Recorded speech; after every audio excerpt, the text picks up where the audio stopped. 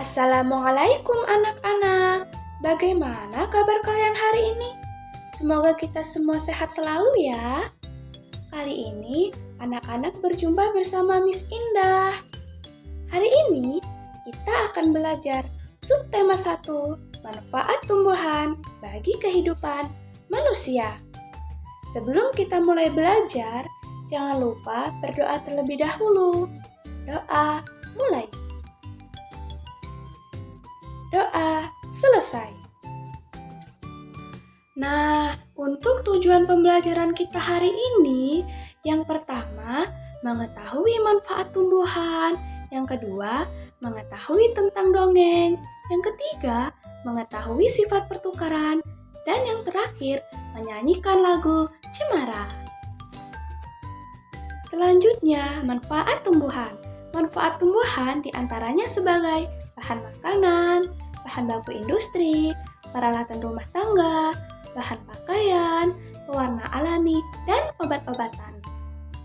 Tumbuhan yang dapat dimanfaatkan seluruh bagiannya adalah pohon kelapa. Pohon kelapa dari atas sampai bawah semuanya bermanfaat. Daging buahnya kaya nutrisi dan serat. Air kelapanya bermanfaat untuk melawan diabetes. Minyaknya bisa menyehatkan rambut.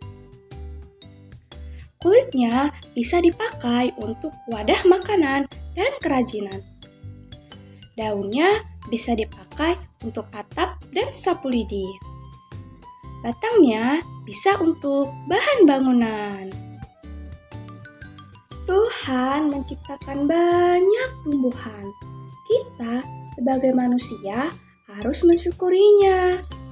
Oh iya, bagaimana sih cara kita merawat tumbuhan? Cara kita merawat tumbuhan dapat dilakukan dengan cara yang pertama, menyiram, yang kedua, memberi pupuk, dan yang ketiga, memberikan tempat yang layak. Setelah selesai menyiram tanaman, Dayu akan membaca sebuah buku. Dayu memilih buku dongeng untuk dibaca sore ini.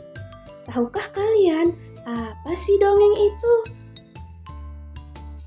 Dongeng adalah cerita yang dihasilkan dari imajinasi atau hayalan seseorang. Jadi, cerita dongeng ini bersifat tidak nyata ya. Oh iya, ternyata ada beberapa unsur dongeng loh. Yang pertama, alur atau jalan cerita. Yang kedua, tema atau ide cerita. Yang ketiga, latar, yaitu terdiri dari waktu, tempat, dan suasana cerita. Yang keempat, tokoh atau pelaku dalam cerita. Yang kelima, penokohan atau watak pelaku dalam cerita. Dan yang terakhir, amanat, pesan penulis yang disampaikan dalam cerita.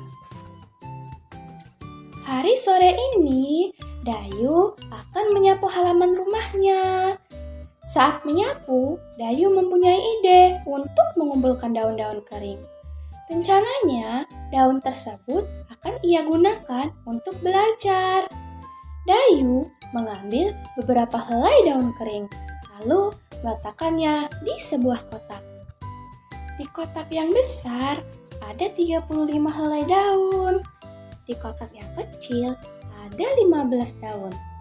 35 ditambah 15 sama dengan 50.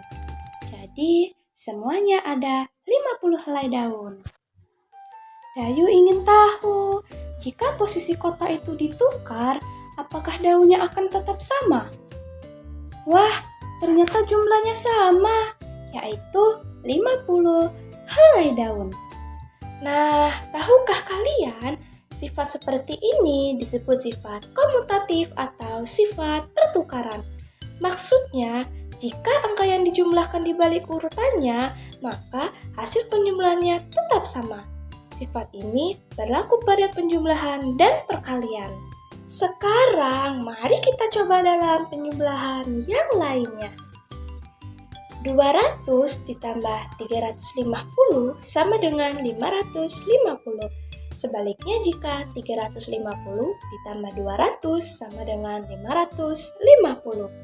Jadi 200 ditambah 350 sama dengan 350 ditambah 200. Pada hari Minggu, Dayu bertamasya ke pegunungan. Ia melihat banyak sekali pohon cemara. Di sepanjang perjalanan, Dayu menyanyikan lagu cemara. Dapatkah kalian menyanyikan lagu cemara? Mari kita pelajari bersama-sama.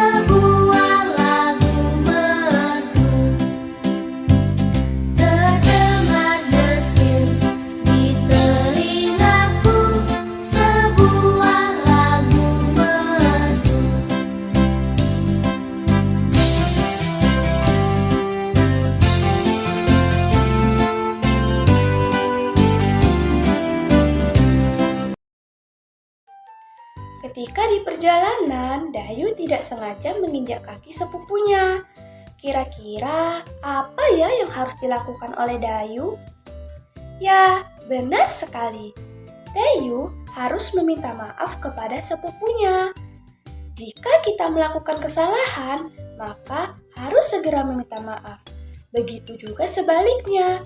Jika ada orang yang meminta maaf, maka kita harus memaafkannya.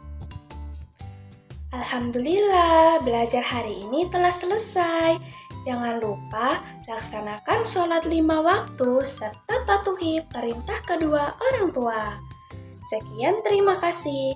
Wassalamualaikum.